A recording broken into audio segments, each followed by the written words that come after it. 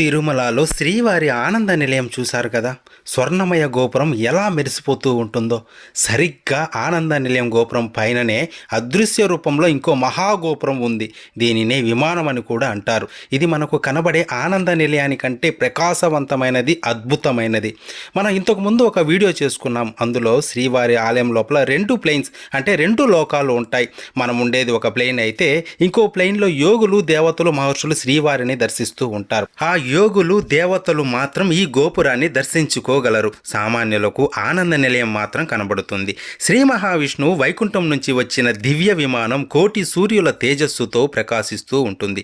ఆ గోపురం కింద వెంకటేశ్వరుడు మహా తేజస్సుతో, చిరుమందహాసంతో, శంకు చక్రాలతో, హృదయంలో శ్రీ మహాలక్ష్మితో, నడుమున నందక ఖడ్గంతో నిలబడి వరద కడిహస్తాలతో భక్తులను అనుగ్రహించడానికి సంసిద్ధుడై ఉంటాడు. ఓం నమో వెంకటేశ.